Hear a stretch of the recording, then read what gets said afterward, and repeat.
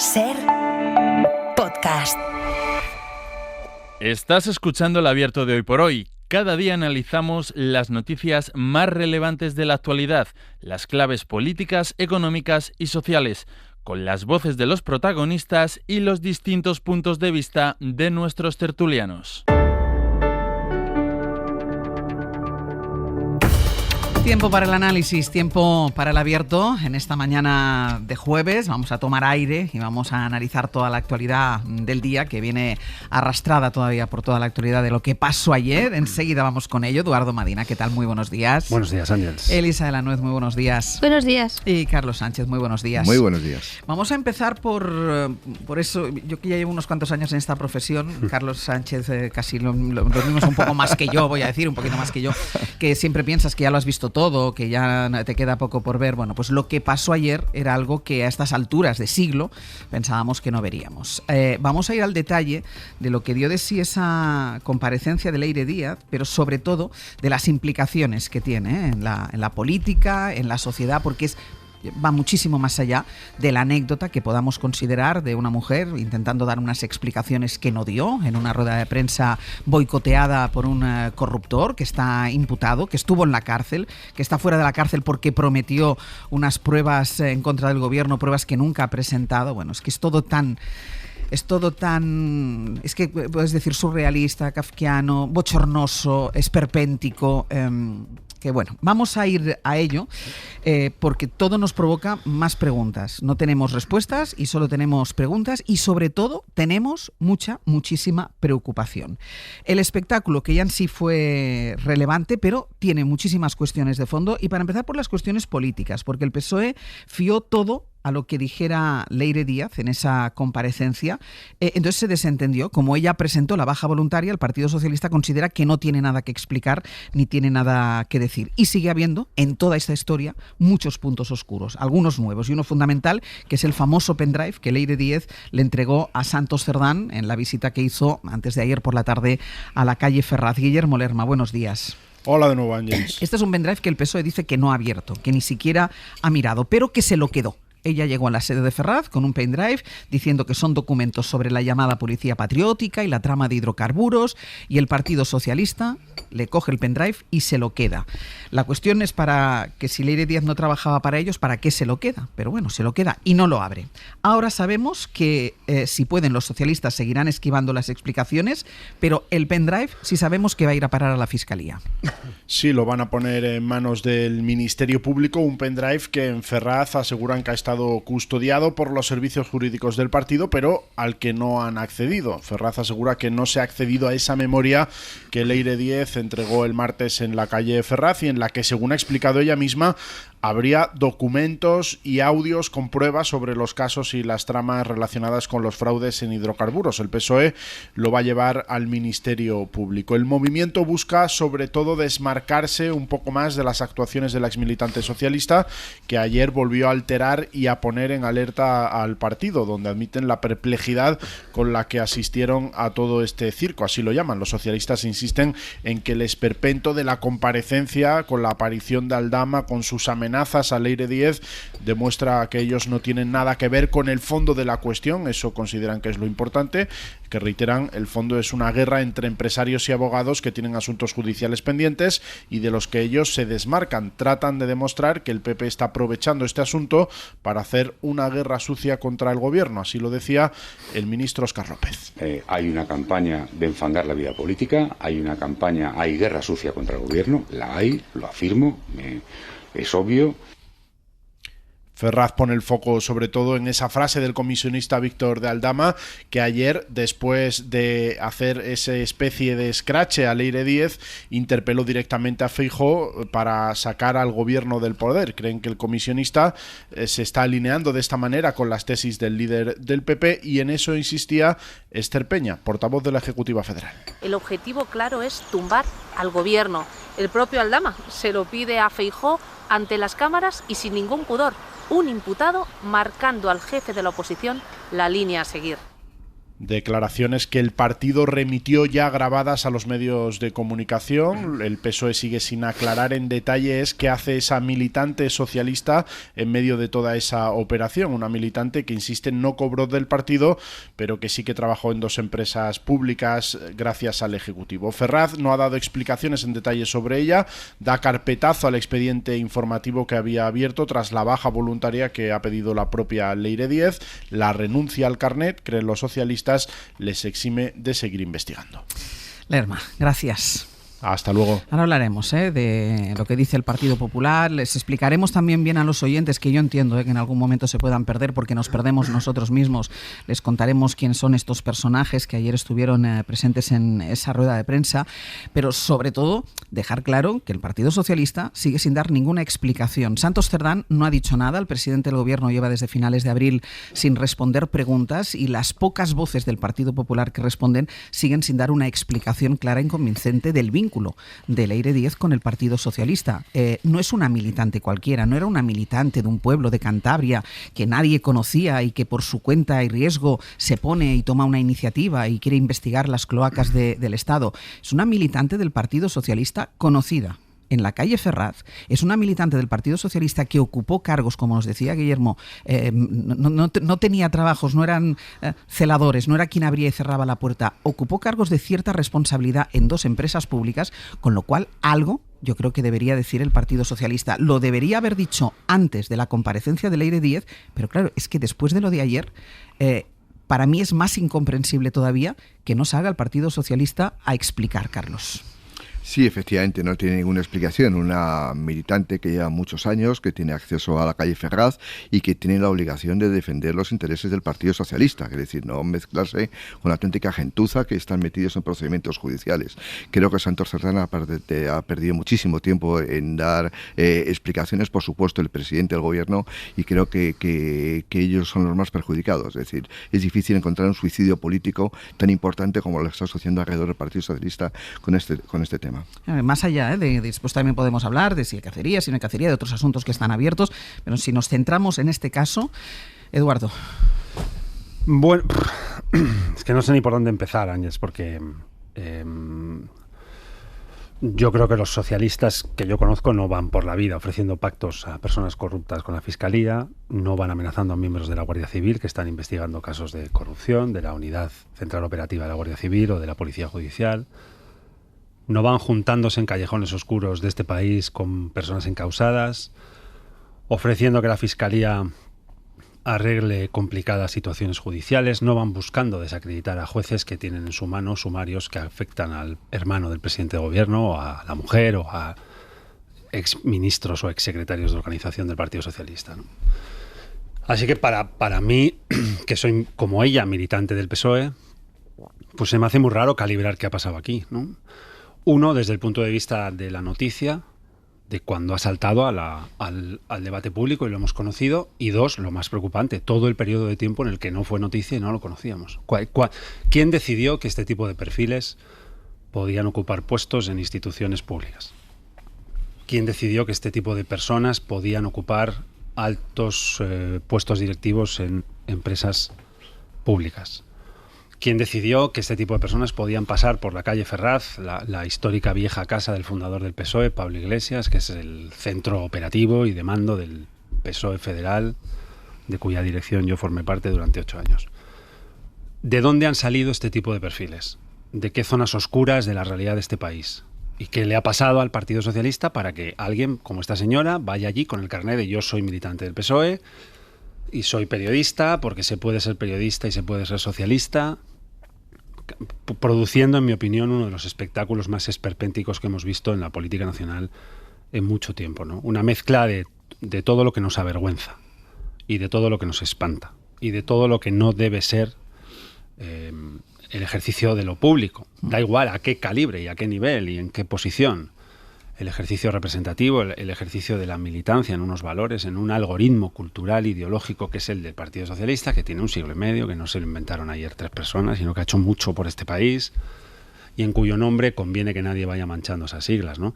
Así que me preocupa la tardanza en dar explicaciones, pero me preocupa todo el tiempo en el que nadie explicó nada y esta señora operó con licencia para insultar, con licencia para denigrar, con licencia para desprestigiar y con licencia para hablar en nombre de la Fiscalía contra la Guardia Civil, contra las fuerzas y cuerpos de seguridad del Estado, contra jueces, contra juezas, contra fiscales. ¿Qué ha pasado aquí? Y yo creo que esto es un tema lo suficientemente serio, porque afecta a temas suficientemente serios, como para que las respuestas sean serias. A lo mejor hace falta prepararlas, seguramente hace falta prepararlas. Y no hay que responder de manera inmediata a todo al minuto 1. Tampoco soy muy fan de esta hipervelocidad en la respuesta, que todo el mundo tiene que dar siempre a todo, y no soy fan de eso. No. Si hay que prepararlo, que se prepare, pero que se dé, porque creo que hay mucha gente atónita, avergonzada dentro del PSOE y muy no sé si asustada, pero también avergonzada fuera, ¿no? Una ciudadanía que no entiende qué ha pasado aquí, quién es esta señora, qué pasó ayer con Aldama, a qué se han dedicado todos estos personajes durante todo este tiempo y por qué han recorrido pues las zonas de sombra de nuestra realidad durante tanto tiempo, con licencia para tantas cosas, para hablar en nombre de tantas cosas y para buscar el desprestigio de gente que está haciendo mucho por este país. Entre otras cosas, en fin, uno diciendo esto parece que dice las cosas obvias, pero la unidad central operativa de la Guardia Civil, tan aplaudida cada vez que investigaba casos de corrupción del PP, la labor que hizo en desentrañar casos de utilización, malversación de dinero público, corrupción sistémica, que ha estado detrás de meter en la cárcel a personajes súper famosos de la corrupción, que la han protagonizado y que son icono del orgullo que hoy sentimos de que, en fin, si hubo corruptos y hoy están en la cárcel, es que hay algo que funciona y es el Estado de Derecho y la justicia, ¿no? Gracias en parte a esa Guardia Civil. Así que empiezo como termino, o sea, termino como empiezo, Ángeles. Alucino, es un día de estos extraño. Elisa, ahora sí. Seguiremos. Sí, no, yo creo que si no se dan explicaciones es porque a lo mejor no es fácil darlas, ¿no?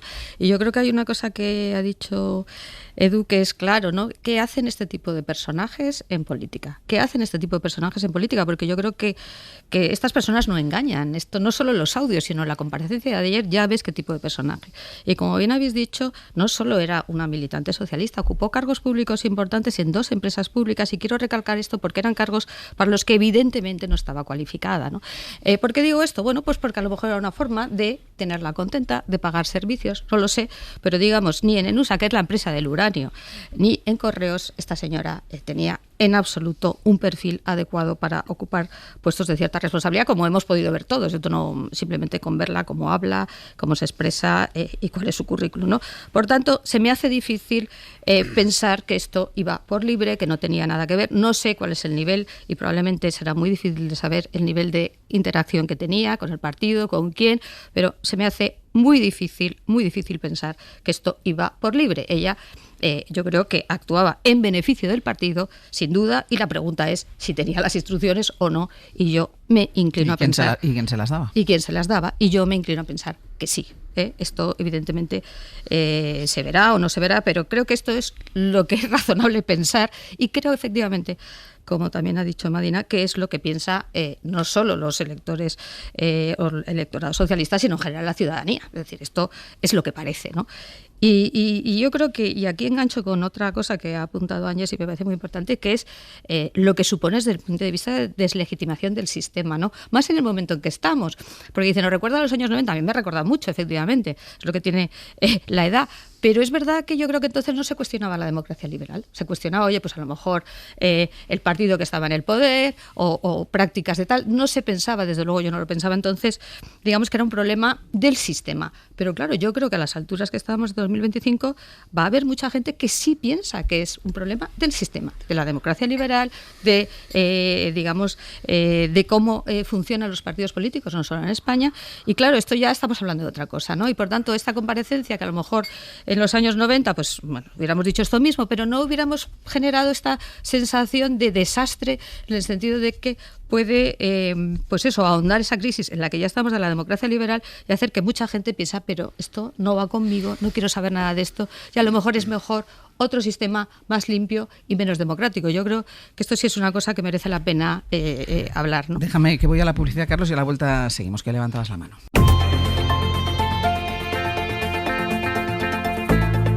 El Abierto. Ser podcast. en el abierto, Eduardo Madina, Elisa de la Nuez y Carlos Sánchez. Ahora iremos tirando del hilo de los muchos temas que ya se han puesto sobre la mesa, pero también porque hablábamos, y decía Edu, hablaba del tipo de perfiles de estos personajes que están en torno a los partidos políticos, en este caso en torno al Partido Socialista, y me parece importante, como ayer la protagonista, ella quería ser la protagonista, Leire Díez, pero bueno, le tuvo que compartir ese protagonismo con Víctor de Aldama o con otro empresario, pues vamos a lanzar los perfiles y a decir también en qué situación judicial se encuentran algunos de ellos. Miguel Ángel Campos, buenos días. Hola Ángel, buenos días. Me parece importante que hagamos memoria sobre quién es Víctor de Aldama para intentar entender también mejor de lo que estamos hablando, ¿no? Él está imputado por varios delitos, pero quedó en libertad después de haber prometido una información no sobre el caso por el que estaba en la cárcel, que era el caso hidrocarburos, sino el caso que afectaba a Ábalos y Koldo.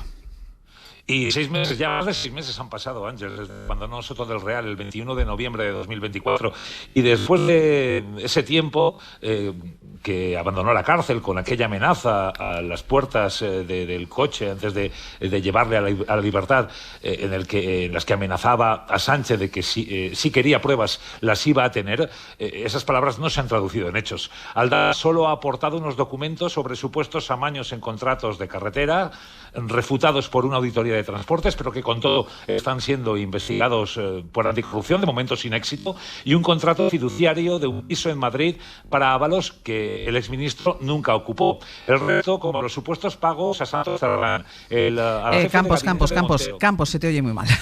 Se te oye muy mal. Voy a hacer una cosa, vamos a intentar reconectarte otra vez y lo sigues contando, el perfil de Víctor de Aldama y sobre todo cuál es su situación judicial ahora, pero tengo también conectada a Isabel Vega. Isa, buenos días. ¿Qué tal? Buenos días. Claro, porque la pregunta también que nos hicimos ayer todos era si Leire Díez y Víctor de Aldama se conocían, si protagonizaban historias distintas. ¿Cuál era el punto de conexión entre los dos? ¿Qué une a estos dos personajes, Isa, que revolotean alrededor del poder y siempre están en asuntos y en conversaciones turbias? Pues podríamos resumirlo con la palabra cloaca, porque al final es la que usan unos y otros, ¿no? El caso es que ayer era la primera vez que los tres coincidían bajo el mismo techo, según las distintas fuentes a las que estuvimos consultando, porque Leire Díez y Javier Pérez Dolcet no conocían personalmente a Víctor de Aldama.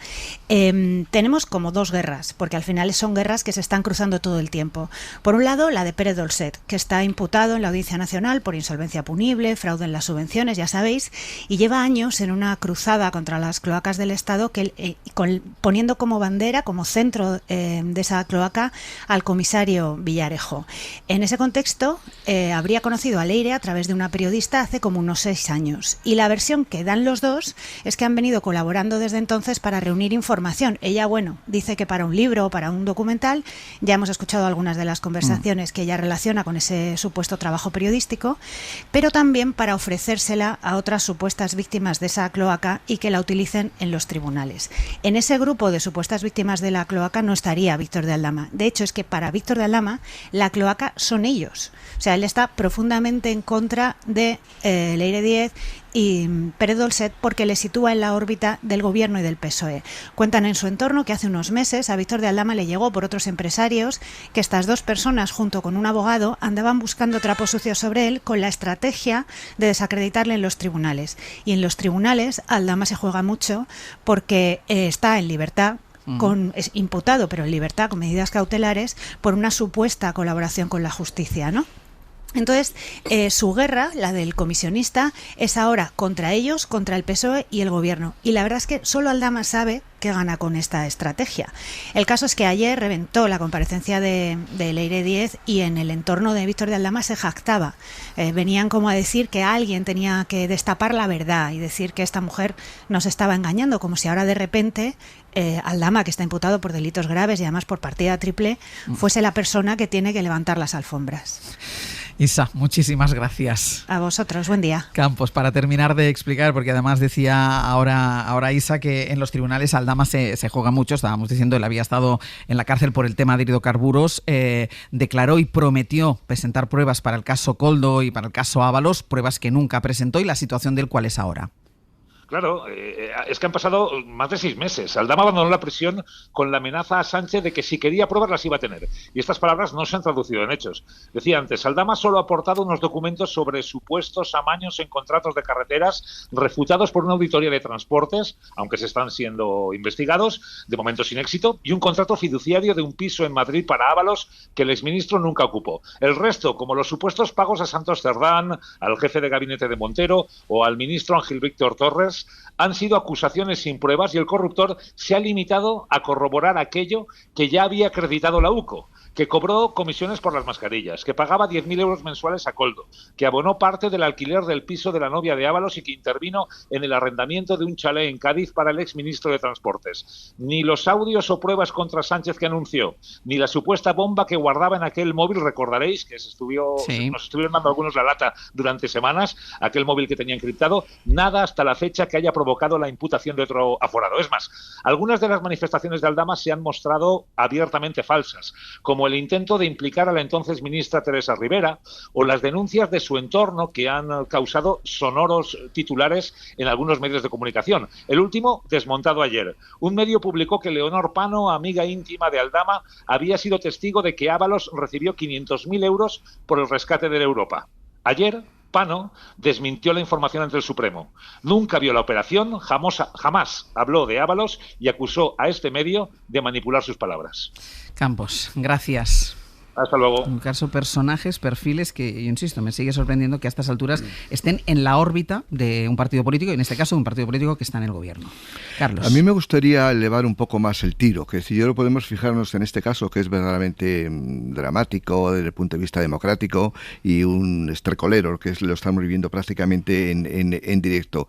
Elevar el tiro porque podemos aproximarnos a este tipo de corruptelas o de corrupciones desde dos puntos de vista. Uno, a corto plazo, digamos, hablar sobre Leire Díez y todo lo que hay alrededor de este mundo, o mirarlo más a largo plazo. Y tenemos un problema estructural en nuestro país desde todos órdenes de vista. Desde los años 90, en España se ha creado una industria alrededor de la corrupción. Una auténtica industria que afecta a periodistas, que afecta a jueces, que afecta a comisarios, que afecta a policías y afecta a muchos. Evidentemente no me gusta generalizar. Son muy pocos policías, son muy pocos jueces, son muy pocos periodistas y son muy pocos fiscales, pero la hay. Y hemos visto en los años 90 donde editores de prensa se guardaban fotos comprometidas para hacer negocio con ella en operaciones de cientos de millones de pesetas, que afectaban a las televisiones, que afectaban a bancos, que afectaban a operaciones. Y se han guardado las fotos simplemente para utilizarla con el tiempo. Y esto, como es rentable, se han creado asociaciones de presuntas acusaciones populares que lo que han alimentado es la corrupción. Y eso, unido a que muy pocos periodistas, pero que son copartícipes de esa corrupción de nuestra profesión, hace que no filtren información. Y se publica todo, como decía ahora Miguel Ángel Campos. Si alguien dice que ha entregado 500.000 euros en la sede de la calle Ferraz, lo desmiente y no pasa nada. ¿Y qué es lo que falla? Pues la justicia, que primero no es diligente para identificar qué casos hay de corrupción y qué no hay de corrupción. En España, por ejemplo, el falso testimonio prácticamente no existe. Y si alguien miente ante un juez, creo que debía ser la justicia la que tendría que poner en los papeles. Si alguien en España filtra información confidencial, no pasa nada, excepto que seas el fiscal general del Estado. En ese caso sí que el Tribunal Supremo actúa. Pero en España hay toda una industria alrededor del mundo de la corrupción que no hemos sido capaces de resolver desde hace 40 años. ¿Por qué no somos capaces de resolver? Porque una vez le interesa a un partido y otra a otro partido. Y hasta que no seamos capaces de resolver, tendremos dentro de pocos años otro caso Leire. Vamos a retomarlo a la vuelta, vamos a seguir hablando y como dice Carlos, también abriendo el foco. Él habla de esa industria de la corrupción. Yo también querría seguir tirando del hilo de algo que decía Elisa, que era el daño que esto hace al sistema, que esto no es gratuito, que no es una anécdota, que no es para que nos riamos de unos personajes que nos parecen de otro tiempo, sino que esto tiene repercusiones y serias repercusiones en la calidad democrática de este país.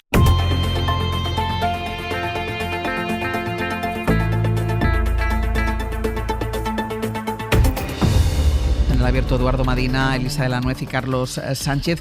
Ahora vamos a continuar con el análisis aquí en la mesa, pero antes, ya por tener todos los elementos presentados, la reacción del Partido Popular. David Junquera, buenos días. Hola, buenos días. Porque en el PP creen que las maniobras de Leire Díez contra la UCO apuntalan esa idea de la que han hecho eslogan para la manifestación de este domingo en Madrid, que el gobierno es una mafia, y el Partido Popular llama a la movilización de las calles para luchar, dicen, contra todo esto que se vio ayer, contra toda esta degradación. Sí, mira, Ángels, os voy a contar una anécdota que da la medida de hasta qué punto está el PP encantado con el show Leire Díaz. Este miércoles, Alfonso Serrano, que ahora mismo es el teórico sheriff popular, porque es el que organiza el Congreso mientras Feijóo está en funciones, protagonizaba un desayuno en el centro de Madrid y mientras hablaba, desde el atril, en las mesas, los asistentes estaban con los móviles y los cascos y no estaban escuchando un partido en carrusel, estaban siguiendo la no rueda de prensa de la exmilitante socialista. El Partido Popular en pleno relamiéndose, y más aún cuando apareció por allí Aldama. El problema para los intereses del PP es que Aldama soltó esto. Pues esperemos por el bien de España y por el bien de todos los españoles que así sea. A ver si ya de una vez la oposición y el señor Feijóo hace lo que tiene que hacer y saca a este gobierno. A ver si Feijóo, que puede hacer, hace. Y claro, el PSOE empezó a atacar por ese flanco, asegurando que Génova había mandado a Aldama a reventar el acto. El PP tuvo que pasar de estar volcado al ataque a no descuidar su defensa. Esta es Esther Muñoz.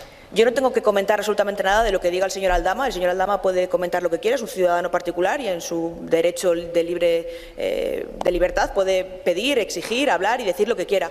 Me da mucha pena el circo al que nos tiene sometidos el gobierno de España. Minutos después, Cuca Gamarra tuiteaba irónicamente con un par de imágenes. Así que cuando Aldama se hacía fotos con Sánchez o acudía a sedes del PSOE, era para apoyar al PP. Claro, el PP jugaba dos barajas, calificar de circo todo lo visto para al mismo tiempo darle credibilidad. Nosotros no tenemos leires que hagan una rueda de prensa con el vergonzoso mensaje y que se levante otro del público a decir: estás mintiendo, estás protegiendo a Sánchez y ten mucho cuidado con lo que dices, porque yo también puedo decir muchas cosas sobre Sánchez.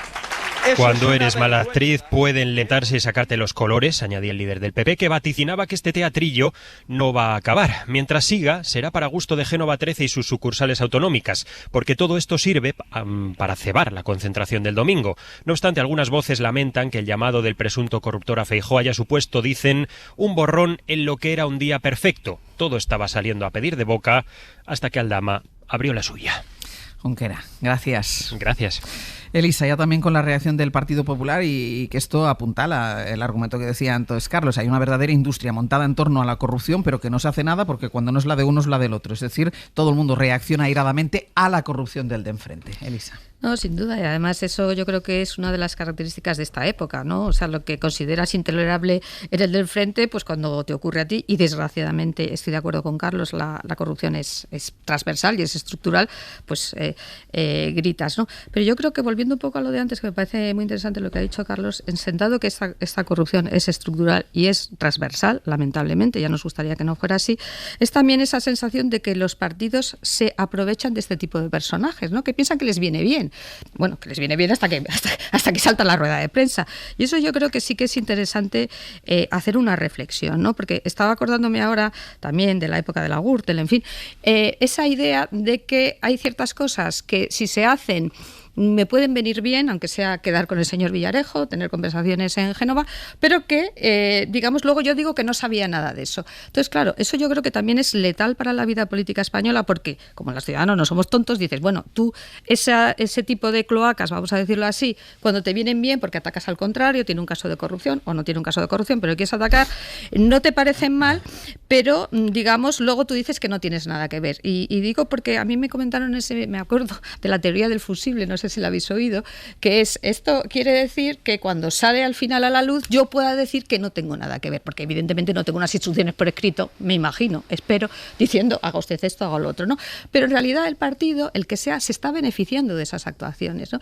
Y yo creo que esa reflexión que deberíamos hacernos de una vez es cómo es posible que un partido político en una democracia piense que todo vale, que cualquier tipo de personaje les puede venir bien para atacar al contrario, ¿no? Porque lo que dices, y termino con esto afecta al sistema en en su conjunto. Claro, pero ¿y cómo este tipo de personajes, Eduardo, a estas alturas? Es decir, como que nos habíamos imaginado que había habido una regeneración, que en este país hemos vivido muchas etapas, todos los partidos han quemado muchas etapas, han tenido sus casos, han pagado por ello.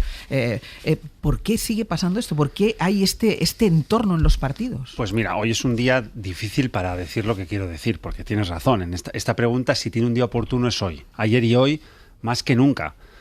Pero yo diría que es muy importante establecer el perímetro fiscal de la corrupción. Es decir, ¿a quién qué? ¿Qué le corresponde a cada quien? Y este discurso que estáis haciendo y que yo hoy siento como mío más que nunca, digo que hay que colocarle un guardarraíl. Y el guardarraíl es una cierta cautela de no generalización. Porque no es así. Todos conocemos muchos ayuntamientos donde alcaldesas y alcaldes están completamente alejados de nada que huela a esto, con un trabajo ejemplarizante, gobiernos autonómicos de distintos colores, de todos los colores, de partidos políticos, partidos regionalistas, nacionalistas, de centro derecha, de centro izquierda, más a la izquierda. Hay un partido en el gobierno que yo conozco bien, que es el PSOE, porque es el mío, y que yo cuando estuve en política activa recorrí muchos años, 13 años como diputado, 8 en la dirección del PSOE, con un presidente, el presidente Zapatero, y un secretario general, Alfredo Pérez Rubalcaba. Nunca vi a nadie que se pareciera a nada de esto. Y lo digo y lo voy a repetir, nunca vi a nadie que se pareciera a nada de esto. No había una Aldama en el ciclo de Zapatero en el gobierno. No había ninguna Leire Díez en el ciclo de Rubalcaba en el partido.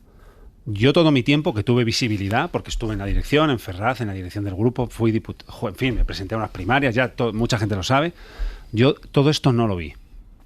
Hay otro partido en la dirección actual del gobierno, que es Sumar. En Sumar no hay pues seguramente habrá oyentes que les guste mucho lo que ven y otros que les guste menos. De todo hay. Pero no hay ninguna Aldama en Sumar. No hay ninguna Leire Díez en Sumar. Yo pienso ahora en el gobierno vasco, que ya sabes, yo ejerzo de bilbaíno a diario, es mi tierra y ese gobierno me lo conozco bien. En el PSE no hay ninguna Aldama. Y en el PNV, que yo sepa, tampoco hay ninguna Aldama. Es decir, cuidado con un ejercicio de generalización, porque el problema está situado donde está. Y repito la pregunta de la primera intervención. ¿Quién ha decidido que este tipo de perfiles como el de Leire Díez ocuparan un papel? Lo dije hace unos cuantos hoy por hoy.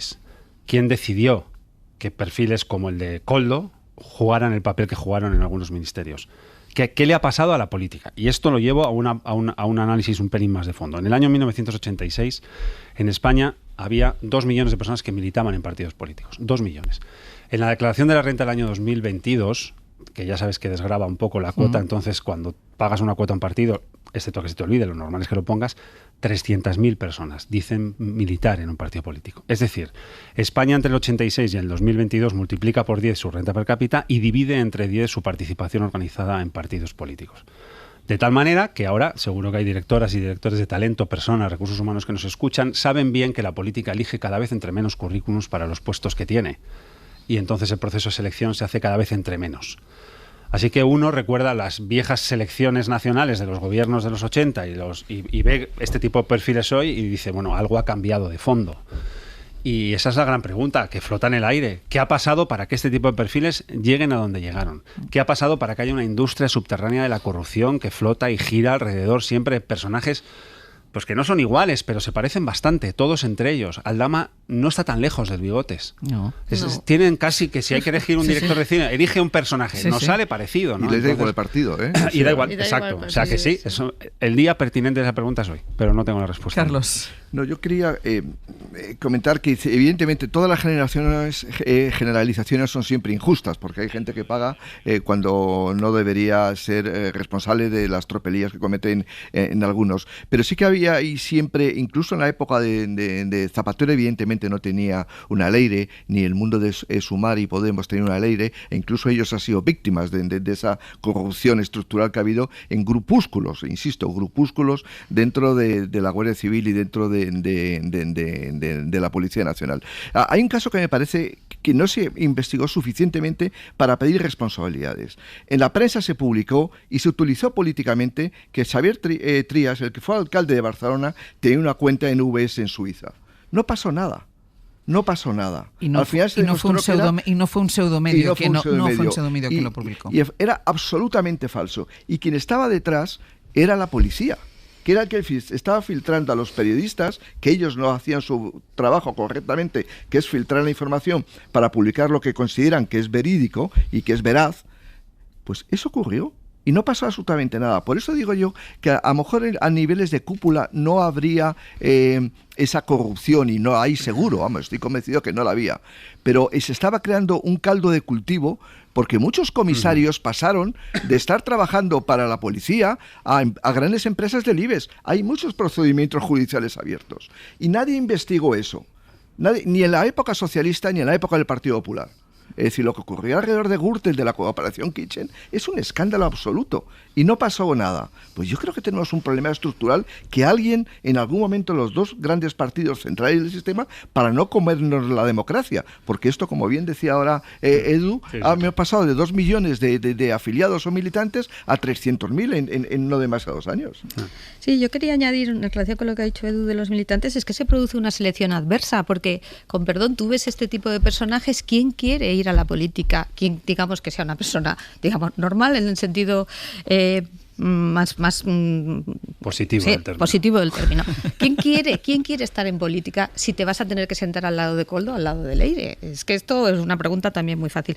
Y con respecto a lo que decía Carlos, totalmente de acuerdo. O sea, efectivamente las generalizaciones son injustas, pero esa, digamos, caldo de cultivo que está ahí y que nunca se ha depurado, porque es que, claro, decimos en los años 90 y estamos en el año 2025 y no se ha depurado porque realmente le ha resultado útil, como tú bien dices, no solo a los partidos, que obviamente, sino también a empresas grandes. El secretario de Estado de Seguridad está en la cárcel. Sí. Con Mariano Rajoy. Sí. Está en la cárcel. Sí, pero por eso digo que no se ha depurado porque es tremendo. Que no tiene nada que ver con este caso. Pero es tremendo. No tiene nada que ver. Pero quiero decir que ha resultado útil tener ese magma de cloacas y ha resultado útil, como tú bien has dicho, no solo a los partidos, que obviamente, sino también a empresas del IBEX. Y eso por eso no se ha depurado. Entonces, como la pregunta es si no se ha depurado, pues sigue funcionando, porque no ha habido una reacción realmente del sistema, de los partidos, de la ciudadanía incluso, ¿no? Porque eso es el todo vale. Si lo hacen los míos, todo vale. Oiga, pues mire, es que a lo mejor nos vamos a cargar entre todos la democracia. Entonces, aunque es verdad que las generalizaciones son injustas, ese magma, esas cloacas siguen funcionando porque han sido útiles y todavía son útiles. Y esa es la realidad, ¿no? Pues vamos a hacer una pausa y a la vuelta vamos a la conferencia de presidentes, porque en medio de todo esto, mañana, ahí en Barcelona, se celebra conferencia de presidentes y ha puesto un plan para la vivienda sobre la mesa el presidente del gobierno, con la voluntad de llegar a un acuerdo con los presidentes autonómicos del Partido Popular. Pero claro, es que el clima, vamos a decir que está un poco enrarecido. En el abierto, Eduardo Madina, Elisa de la Nuez y Carlos Sánchez. Como les decía, a todo esto, mañana ahí en Barcelona se celebra conferencia de presidentes y el presidente del gobierno ha trasladado a los presidentes autonómicos una propuesta para impulsar un acuerdo estatal de vivienda. La idea de Pedro Sánchez se vertebra sobre 3 ejes distintos, que son blindar la vivienda protegida, aumentar la inversión y crear una base de datos pública que permita conocer exactamente cuáles son los precios de la vivienda. Sara Selva, buenos días. Hola, Ángel, buenos días. Y en esa propuesta el gobierno apuesta por triplicar las inversiones y se compromete a aportar el 60% de los fondos. Esa es la idea que tiene el Ejecutivo y que espera que los líderes autonómicos validen este viernes en la conferencia de presidentes que se celebra en Barcelona. Sí, parece prácticamente imposible alcanzar ese acuerdo que propone el presidente, sobre todo teniendo en cuenta que el PP se manifiesta 2 días después de la conferencia con el lema mafia o democracia, que Vox sigue presionándoles y que las comunidades del PP han decidido sistemáticamente no aplicar las normas que aprueba el gobierno en materia de vivienda. Pero el gobierno insiste en que su voluntad de diálogo es total, es lo que demostraron, dicen, aceptando todos los temas del PP, y es lo que intentan evidenciar ahora con esta propuesta. Dicen en el Ejecutivo que el acuerdo que proponen no es entre PP y PSOE, sino entre gobiernos, y creen que los presidentes autonómicos deberían desprenderse de su condición de militantes del PP para alcanzar este pacto, que es imposible rechazar algo así. Dicen, escribe Sánchez en la carta que les envía, que los españoles no les eligen para generar ruido o crispación, sino para solucionar sus problemas y el de la vivienda, insiste, es crucial. Lo que propone el presidente es, en concreto, 3 compromisos recíprocos con las comunidades autónomas. Triplicar la inversión en vivienda con 7.000 millones de euros en 4 años, blindar la vivienda protegida de por vida y crear una base de datos pública para acabar, dice el presidente, con el monopolio de la información de las empresas privadas. Escribe Sánchez que confía poder debatirlo mañana con serenidad y de forma constructiva, pero el PP ya les ha respondido. Dice Génova que Sánchez no tiene ninguna credibilidad para liderar un pacto y menos, aseguran, en un momento como este. Sara, gracias. Hasta luego, gracias. Esa necesidad de vivienda pública en España es algo que también destaca la Comisión Europea, porque desde Bruselas están pidiendo a España que aumente la oferta de vivienda social, porque creen que todavía falta mucho para llegar a unos estándares mínimos. Corresponsal comunitario Enrique García Pozo, buenos días. ¿Qué tal, Ángeles? Buenos días. La Comisión Europea considera que la crisis de acceso a la vivienda puede ralentizar el crecimiento económico de nuestro país y pone el acento, sobre todo, en la falta de pisos. Así que le pide a España que impulse, por un lado, la vivienda social, pero también que aumente la oferta de suelo y que reduzca los plazos requeridos para obtener una licencia de construcción. Sí, para la Comisión el problema del acceso a la vivienda en España no es solamente un problema social, es también un problema que puede lastrar los buenos datos o el crecimiento de la economía española, porque la vivienda se está llevando gran parte de los ingresos de los hogares. Lo que hace Bruselas en el informe que conocimos ayer, con recomendaciones a los 27, el llamado paquete de primavera, es hacer un análisis y luego poner deberes al gobierno, aunque estamos hablando de recomendaciones. En su análisis, la Comisión utiliza datos del Banco de España. Por ejemplo, que tenemos un déficit de 600.000 viviendas, que solo el 1,5% de las viviendas del mercado son viviendas sociales, frente al 9% de la media europea, o que del total de españoles que viven de alquiler, prácticamente la mitad destinan el 40% de su sueldo a pagar la mensualidad, cuando la media de lo que se destina en Europa para pagar el alquiler no llega al 30% de los sueldos. En España es más difícil acceder a una vivienda y Bruselas señala además el problema que supone el aumento del turismo, porque ha disparado las viviendas de uso turístico en detrimento de las viviendas de alquiler. ¿Y qué hace la Comisión? Pues pedirle al Gobierno que impulse las viviendas sociales, que facilite la construcción reduciendo los plazos para obtener licencias, y le recuerda además que hay pendiente una reforma de la ley del suelo. Pero insisto, estos son recomendaciones, un problema que también compartimos con Portugal. Y por cierto, a prácticamente todos los estados tirón de orejas, porque se están ejecutando a un ritmo muy lento los fondos de recuperación. Casi la mitad de los recursos, 650.000 millones, todavía no se han utilizado por parte de los estados. Enrique, gracias. A vosotros. Claro, la lástima es que no se habla de este tipo de cuestiones, que es el problema de la vivienda.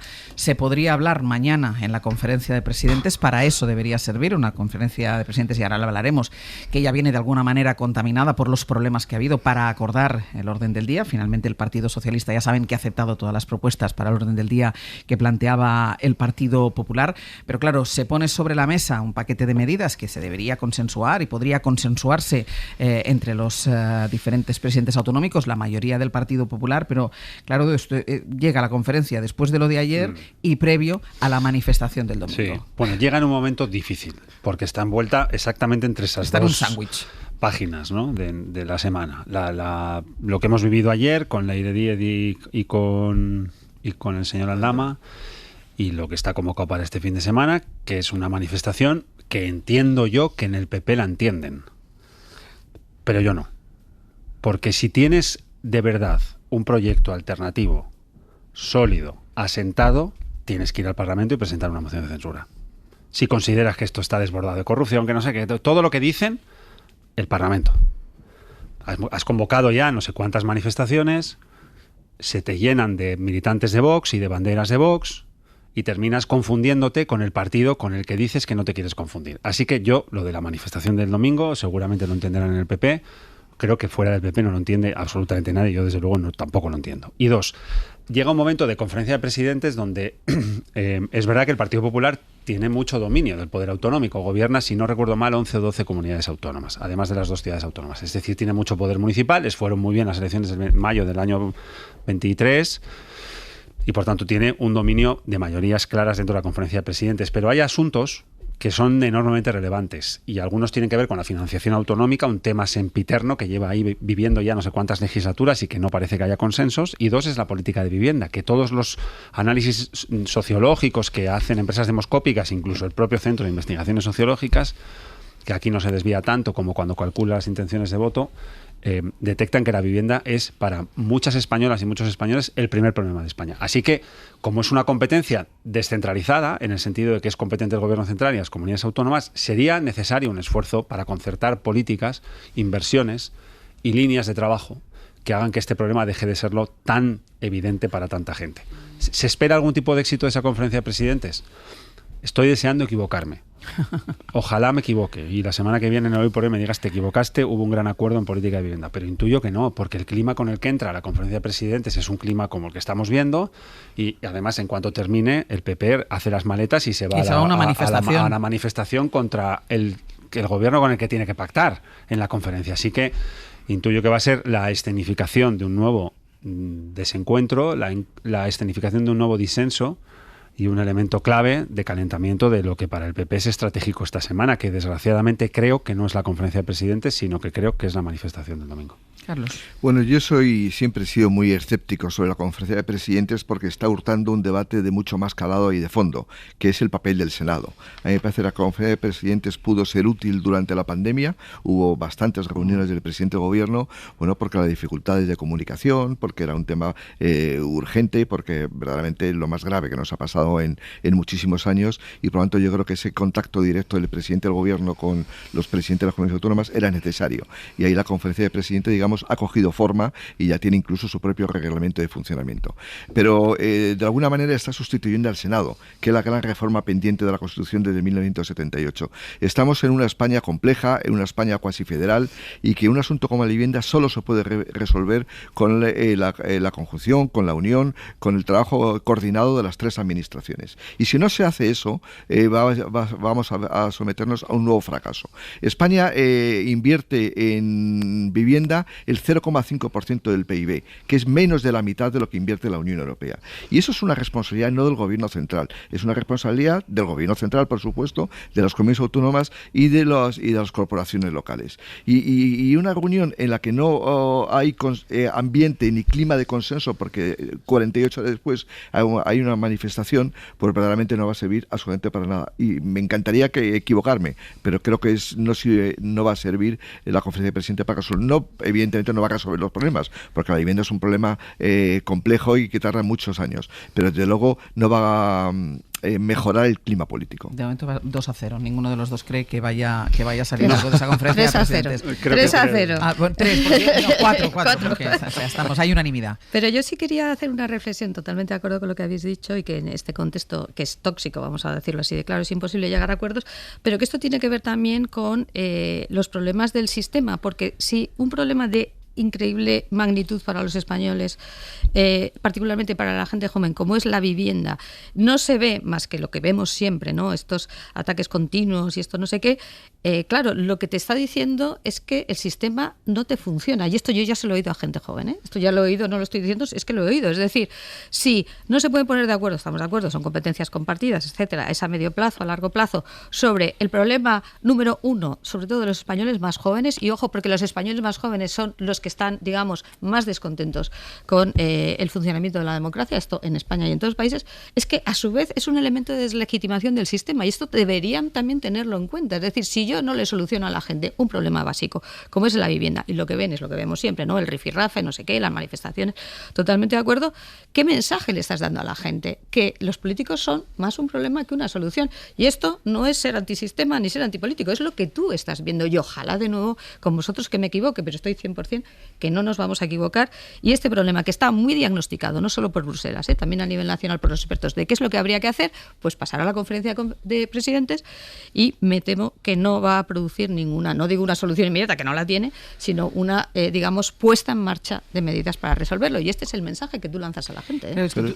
Pero fíjate además que yo reivindicaba la figura del Senado. Es decir, el Senado se ha convertido en una cámara de comisiones de investigación del porque PP del PP contra el Partido Partido Socialista, que es verdaderamente increíble, porque constitucionalmente el Senado no está construido para eso. Está construido como una cámara de entendimiento y de coordinación de las políticas territoriales, y de pronto lo que tenemos son muchas comisiones de investigación simplemente para afear la conducta al gobierno central. Verdaderamente es una cosa increíble. Pero a mí me preocupa mucho lo que dice Elisa, y que sobre todo la gente joven, si no me vais a solucionar los problemas. Esto nos lleva casi a lo que hablábamos cuando hablábamos del episodio de Leire, que es decir, al final es el descreimiento en la política, y tú decías, el Senado se ha convertido en algo que no debería ser, porque bueno, tampoco nunca ha sido lo que debería ser, pero claro, ¿qué foros de debate quedan? O sea, ¿dónde se está ahora mismo pensando en la solución a la crisis de la vivienda? ¿Dónde se está pensando en la solución a la educación? ¿Dónde se está pensando en la solución a la crisis de la sanidad? ¿Dónde se está pensando esto? Hay figuras, instituciones como las conferencias sectoriales. La conferencia sectorial de la vivienda debería ser el marco en el que las comunidades autónomas y el gobierno central analizaran los problemas de la vivienda. Bueno, pero lo hacen, claro, en vivienda, yo creo que en vivienda hay una concertación en el Consejo Interterritorial de Consejeros, Consejeras y Ministerio, donde yo creo que hay un mayor nivel de diálogo y fluidez que lo que va a haber en esta conferencia de presidentes. Seguro que sí. Pues lo ha habido ya. Es mayor, pero es insuficiente, porque además se contamina de ese clima político tan tóxico que hay. Bueno, recordemos que esto estuvo a punto de llegar a un acuerdo. Es que el otro día estaba aquí Carlos Cuerpo nos lo contaba aquí.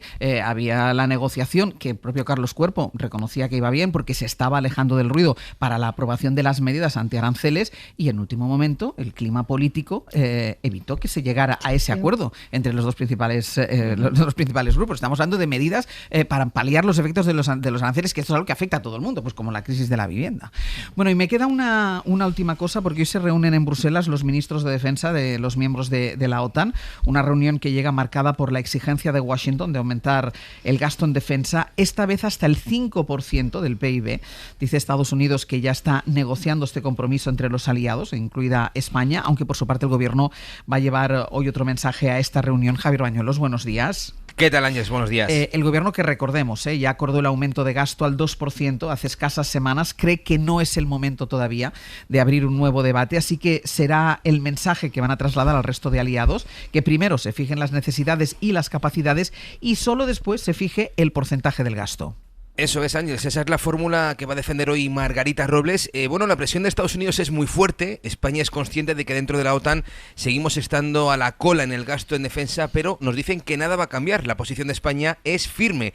A España no le gusta esa imposición de ese 5%. España se opone, por tanto, a abrir ahora mismo el debate de incrementar el gasto en defensa al 5%. Según la ministra de Defensa, antes de poner cifras sobre la mesa, hay que analizar y debatir cuáles son las necesidades reales.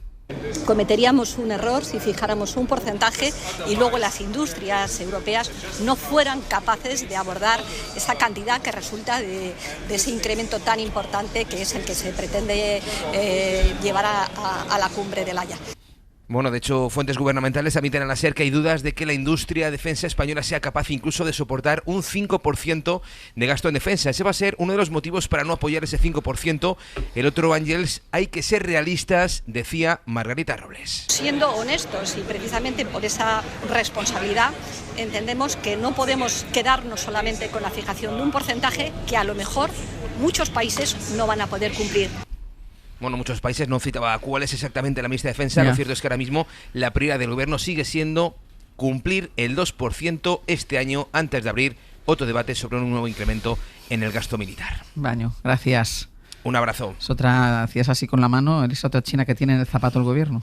Sí, ¿no? Y sobre todo me gusta recordar que es que no tiene ni presentado los presupuestos, ¿no? Entonces, claro, no que sea una china, es que es una chinaza entre los socios que tiene y digamos, la imposibilidad, o así lo ven, ¿no?, de aprobar unos presupuestos. Pues yo entiendo que tengas que jugar como puedas para decir que sí, pero que no, y ganar tiempo, pero la realidad yo creo que por parte de, digamos, de los socios europeos es que lo que quieren es que demuestres un compromiso, ¿no? Y ese compromiso se ha fijado, bien o mal, en una cuantía del PIB. Pues a partir de ahí lo que dice Margarita Robles es sensato, pero claro, si lo que estás, digamos, es intentando ganar tiempo, que es lo que parece, porque tienes unos problemas internos, que los tienes, para, digamos, aprobar un gasto en defensa de esas características, pues al final, hombre, pues como tú bien decías, tienes un marrón importante y es difícil de cara a tus socios europeos explicar esto, porque al final, a poco que conozcas de la política nacional, pues sabes que el problema real es otro. Los socios europeos, el propio Trump. Esta mañana insistía en las últimas horas que ha hecho más declaraciones, insistía en esa necesidad del 5%. Que Estados Unidos,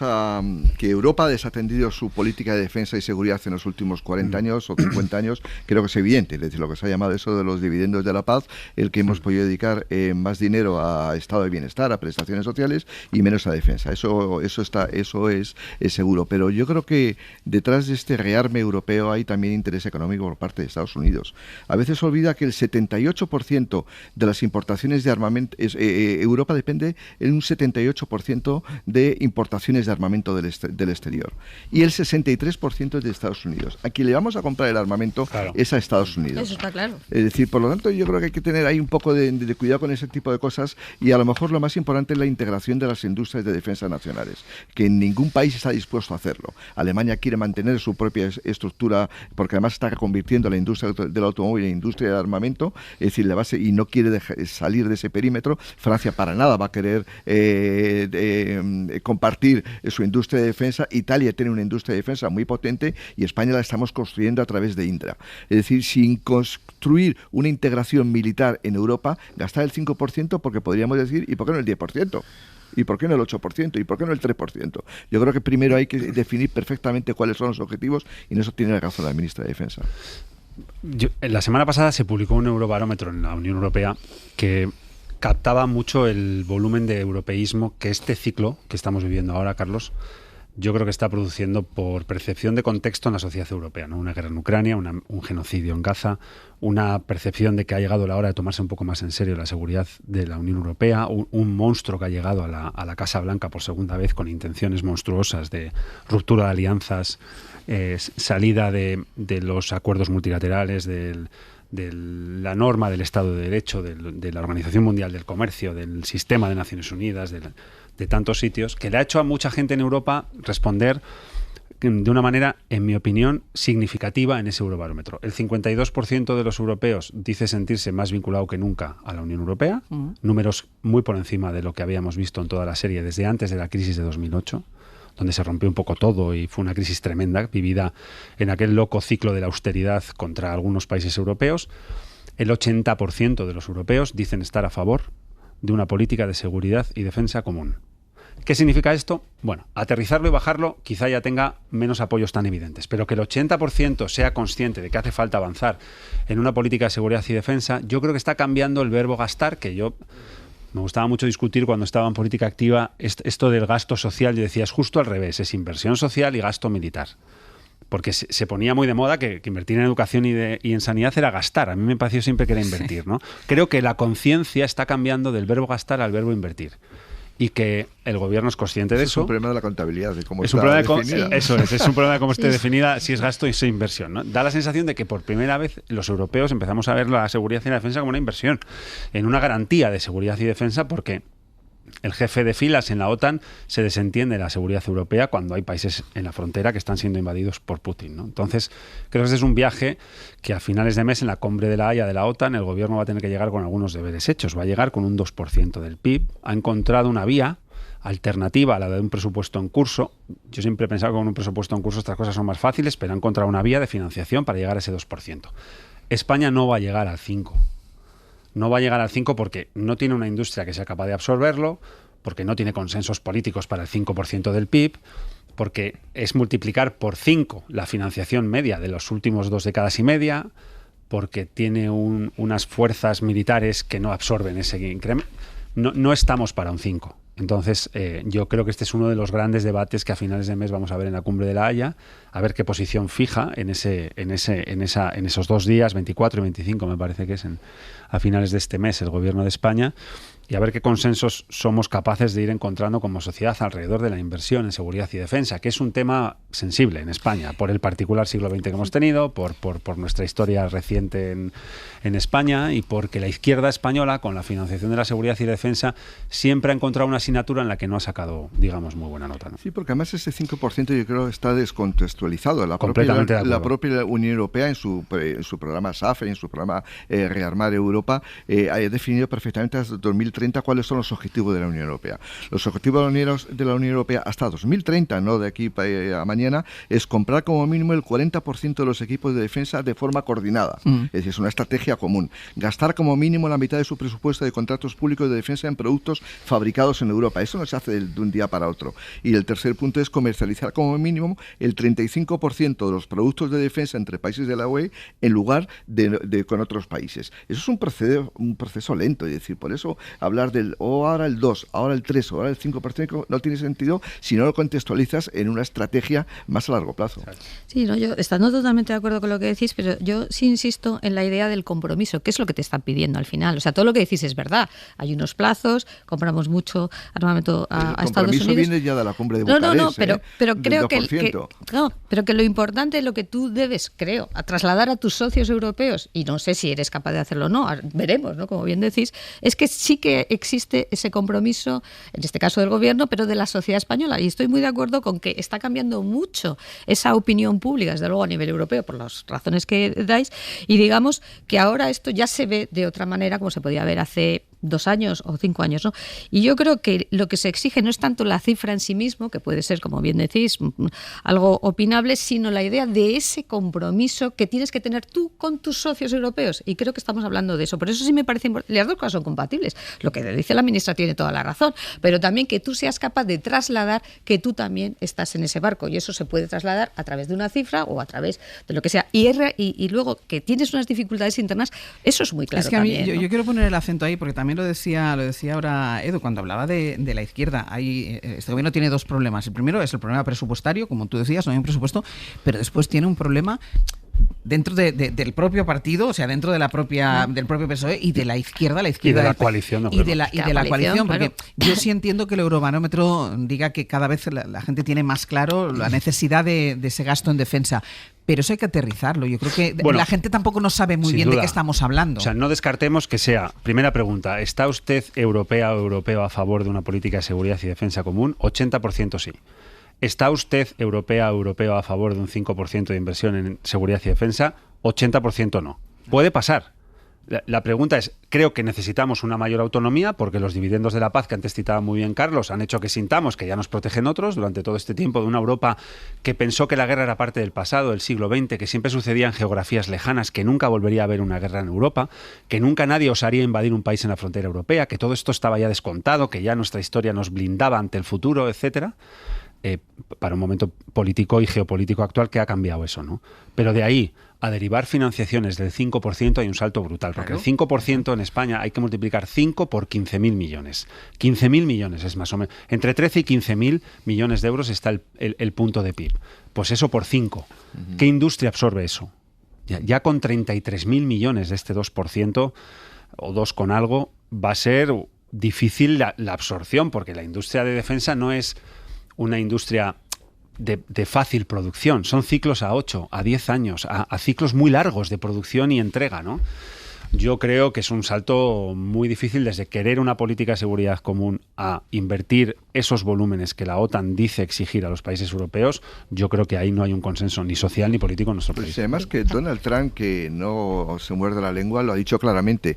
Quiero que los europeos compren más petróleo y más gas de Estados Unidos y quiero que los europeos compren más armamento. Sí, sí. Es decir, y a cambio nos pongo aranceles. Esa es la negociación que hay ahora mismo. Sí, yo quería añadir una cosa que has dicho, Edu, es que el otro día en una charla que nos dio un general nos habló de 15 años, para tener, bueno, pues eso, quiero decir, no, como has dicho los plazos, pues igual digo, más de si 10, esto va exacto, en serio, sí. Son 15 años para tener tu propia industria de seguridad. Y luego, ¿cómo sorteamos ese debate? El debate ideológico, o sea, bueno, esa es otra. Claro, es que en este país hay un debate ideológico que está como muy anclado y que está todavía muy situado en el pasado, que le cuesta avanzar el debate ideológico de la izquierda, que lo tiene que abordar la izquierda.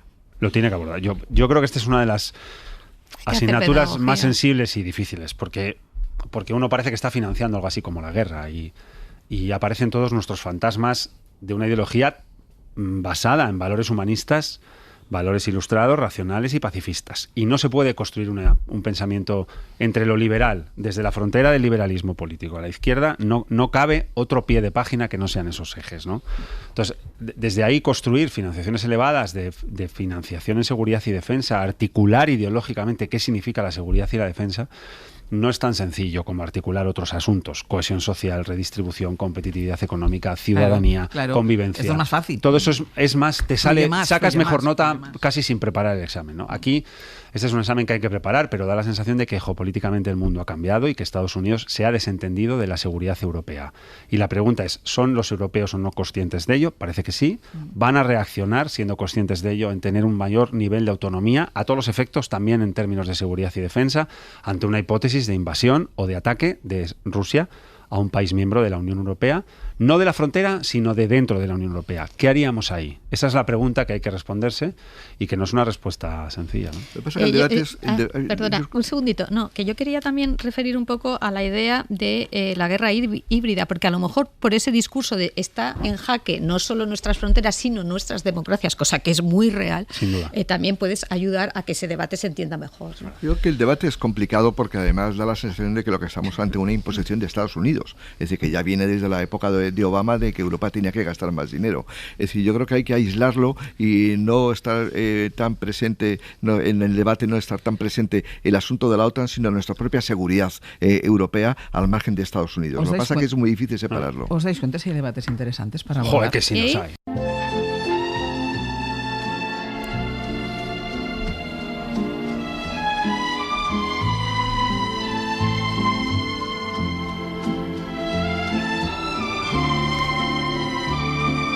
Vamos a ir terminando el abierto con esta. ¿Ha sido cosa tuya, Sergio? No. ¿Esto? Vale. No. Esto es mío, que aunque llegue corriendo, traigo un poco de calma. Traes un poco de calma, vale. Ana Uslé, Sergio Castro, buenos días. ¿Qué tal? A ver, contadnos qué vamos a hacer a partir de ahora. Pues mira, la semana pasada ya contábamos que 2 niños habían reñido, pues hoy ya han dejado de jugar juntos. Y de ellos vamos a hablar en el Ministerio de Ciencia y Tecnología, son Elon Musk y Donald Trump. Es verdad. Que ya no quieren saber nada el uno del otro. Están enfadados, y ya no se juntan. Consecuencias para la ciencia y la tecnología, como el cancelamiento del nombramiento del director de la NASA. De eso nos van a hablar nuestros ministros y, entre otras cosas, de que en España se va a aprobar un sistema de verificación de edad obligatorio para entrar en determinadas apps y en determinadas webs. Vale. Y esto está relacionado con un apagón del porno en Francia, que también te comentarán en unos minutos. Muy bien, ¿qué más? Era muy raro que teniendo un club de amigos y amigas alegres no estuviera ella, después de tantos años.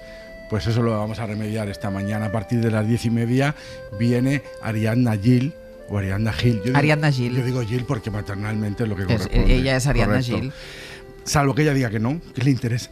Pues será amiga del club de amigos. Yo creo que va a querer ser amiga. Yo creo que también. Yo la conozco desde hace un poco de tiempo. No, sí. Eres un poco amiga. Casi empezamos juntas en la misma tele. Las dos periodistas. Soy un poco amiga. No, ella era actriz. Ella era actriz, ya. Y yo no sé qué era.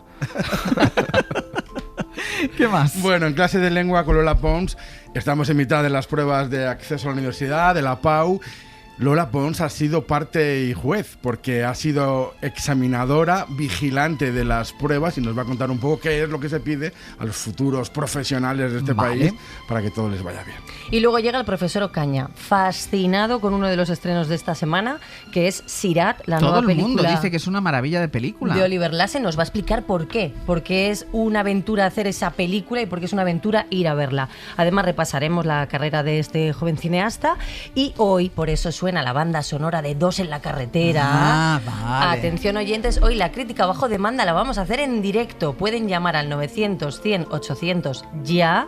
Bueno, ya espera un momento, que tendría que venir alguien a coger los teléfonos. Espérense 10 minutos o 5, 3, 3 minutos. 900 100 800. Para que nos pidan una crítica bajo demanda, una crítica a medida de la película A lo mejor, como esta, que fue la primera que tuvo en VHS Eva Cruz, y que ella quiere preguntarle al profesor Ocaña si es tan buena para la historia del cine como lo es para ella. Porque vamos a contar a los oyentes que hoy no hay gastronomía, hoy no hay al dente, porque mañana estamos en Elche y le hemos dicho a Ainhoa que se venga con nosotros a Elche a ver el programa y a participar en él. Vamos a hacer una cata en directo y vamos a hablar de gastronomía mañana. Eso es. ¿Tú vienes, no? También, Sergio. Yo también voy. Vale, entonces hoy 900 100 800 porque hacemos un pelín más larga nuestra sección de cine de todos los jueves y queremos que ustedes le pidan en directo al profesor Ocaña qué película quieren que él les haga la crítica a demanda, una película de toda la vida, un recién estreno, la película que a usted les haya marcado, 900 100 800 y Ocaña les dice